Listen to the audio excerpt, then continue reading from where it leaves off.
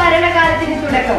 കൊടുങ്ങല്ലൂർ നഗരസഭയിലെ 46 അംഗങ്ങളും സത്യപ്രതിജ്ഞ ചെയ്തു. നഗരസഭ ഇലക്ഷൻ ചട്ടങ്ങൾ പ്രകാരം സത്യപ്രതിജ്ഞ ചെയ്ത അംഗങ്ങൾക്ക് മാത്രമാണ് വോട്ടവകാശവും അതുപോലെ യോഗങ്ങളിൽ പങ്കെടുക്കാനുള്ള അവകാശവും ഉള്ളൂ. അത് ഏറ്റവും വലിയ ഒരു നിയമ വ്യവസ്ഥ തന്നെയാണ്. അതിൻ്റെ അടിസ്ഥാനത്തിലാണ് നമ്മൾ ഇന്ന് ഇവിടെ സത്യപ്രതിജ്ഞ നടത്തുന്നത്.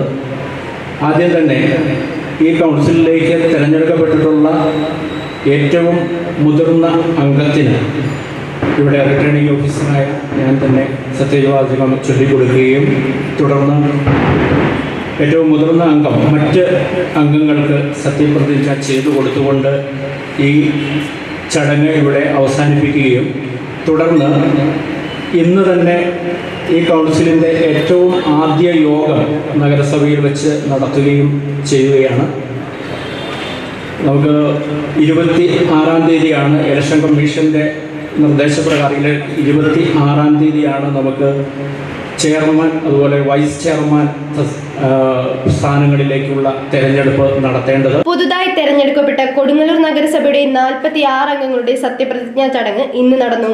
കുഞ്ഞിക്കുട്ടൻ തമ്പുരാൻ ചത്തുരത്തിൽ നടന്ന ചടങ്ങിൽ സീനിയർ കൗൺസിലർ സത്യവാചകം ചൊല്ലിക്കൊടുത്തു. പുതിയ ഭരണസമിതിയുടെ ഭാഗമായി കൗൺസിലർമാർ നഗരത്തിന്റെ വികസനത്തിനും ജനക്ഷേമ പ്രവർത്തനങ്ങൾക്കും മുൻഗണന നൽകുമെന്ന് സത്യപ്രതിജ്ഞയിൽ പ്രതിജ്ഞാബദ്ധരായി. വിവിധ രാഷ്ട്രീയ പാർട്ടികളും പ്രതിനിധികളും ഉദ്യോഗസ്ഥരും ചടങ്ങിൽ പങ്കെടുത്തു.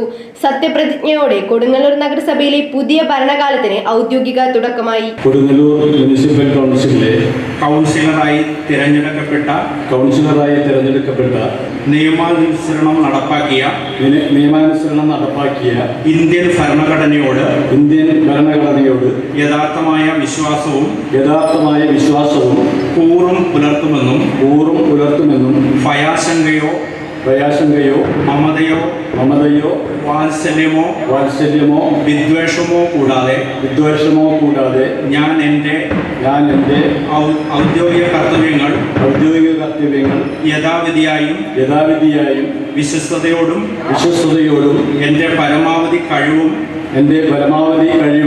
അറിവും